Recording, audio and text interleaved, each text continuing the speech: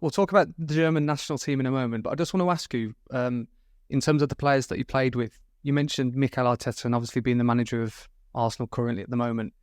Did you notice that management and leadership whilst playing with him, or is it something that maybe evolved after football? I'm intrigued on that.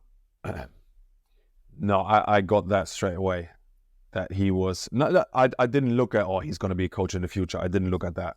I looked at his reassurance, taking responsibility from day one for whatever the team will deliver.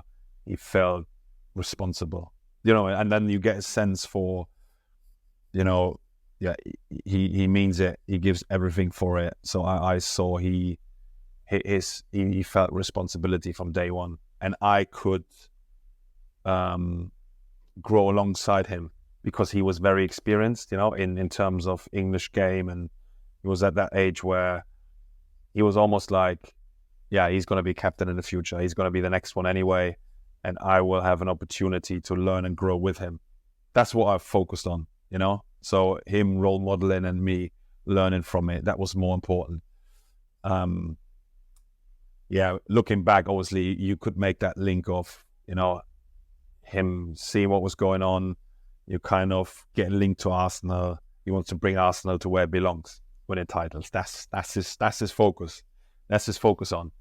And I could see that responsibility from day one when we met in a hotel together, and he took me because I couldn't drive on the wrong side of the road. So he took me like every day from the hotel to the training. So we bonded quite quickly because of the circumstances that we came together. On your leadership then, and you mentioned there was a bit of a drought in terms of Arsenal winning trophies. In 2014, there was the FA Cup final, and then there was kind of back-to-back success in the FA Cup final. What was your kind of approach going into those into that final? And I remember rightly, you were 2-0 down at one point against Hull City. And what was kind of the mindset at half-time like? I'm just intrigued about the overall environment. I think there was some form of pressure before the game. And in general, we felt quite good about Wembley, or me as well. I felt quite good about Wembley. Obviously, we had the semi-final. We had kind of an easy run to the final as well. And it was, let's say, just Hull. I mean, it was reality check for us, really, after 20 minutes, almost 3-0 down. There was a certain element of trust in our team that we would, if we would get going, we would get into a rhythm. We had players like Santi Cazorla who could change any second. Like you almost had a bit of trust, but we needed to get rid of that first shock. We're playing Hull City in the final. How lucky are we? 10 years, no title. So there was a bit pressure on it, but we were 2-0 down, shook it off first, and then we always looked towards players that can make the difference, i.e. Santi Cazorla, i.e. a player like Aaron Ramsey. We had the difference makers, who could turn a final into a win. So I think once we got into the game, I think we deserved to be on top. And I think that was really important. There was a big relief, first and foremost for Arsene Wenger, and that we could continue kind of the story and winning a title.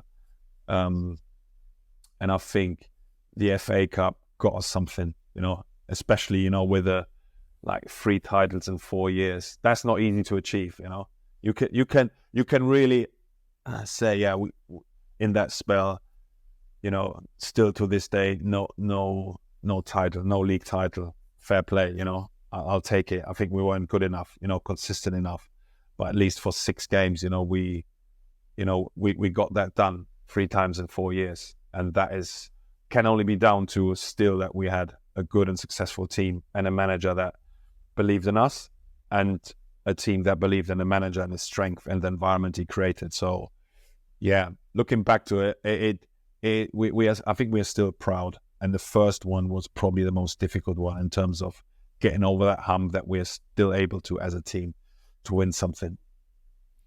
You mentioned the league and not being successful to go on and win it. What do you think the missing ingredient was? I mentioned consistency. I think overall we were not consistent and good enough at times, and when you look back, we finished second when Leicester won it. You know, what a missed opportunity for us, as we won against them twice in that season. But they were absolutely unbelievable against all the other top teams. I think they lost 3 games that season. So got to give them credit. I think ultimately we weren't at the level required, you know, to win a trophy, 38 games. When you lose 7 or 8 games, that was kind of our ratio every single season. Like, you've got no chance. So if you lose more than 5 games, you're not a contender. And we always lost that amount of games by not performing when it really matters, when it really mattered. So that goes down to, you know, the quality at the end of the players and reiterating and repeating it, which is a shame. You know, I think we had opportunities, but what we often did was just finishing 3rd, finishing 4th on the last game of the season in Newcastle. So we had a lot of moments actually where we still secured 4th, 3rd, 2nd, like on the last match day. There was a season where went to White Hart Lane, lost the game, 10 games to go. I think they were ahead of us 6 points. And then we had a run like 27 points out of 30, I think, in the last 10 games. We had spells where we were unbelievable runs. But overall, the whole season, we never unfolded to have that quality over the whole season. Was Wenger strategic around kind of the season? Would he kind of pinpoint certain points at certain times and how the season would play out? I'm just intrigued on the kind of the overlook towards a Premier League season and how that aligns with you as players. Yeah. I mean, December month was always critical, right? I mean, the December month is just crazy. You know, if you come from abroad and go to England, you cannot believe that there are 8 games packed, you know, in December. And it was almost felt like, you know, in the Premier League, you always felt like you can't slip up. If you slip up, if you go like momentum a bit down, you've got 2-3 games in succession, like so quickly. If the momentum goes, you're almost like out of the title race straight away.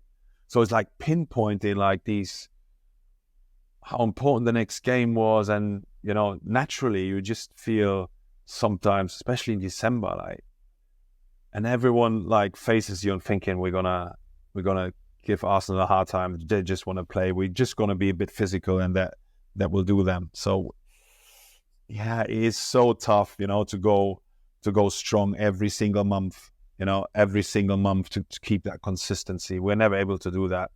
And if you look at the clubs who have got momentum and have got like people who can step in, like almost having 2 sorts of 11s ready now, you know, whenever something happens, to step in and just make the difference for the team.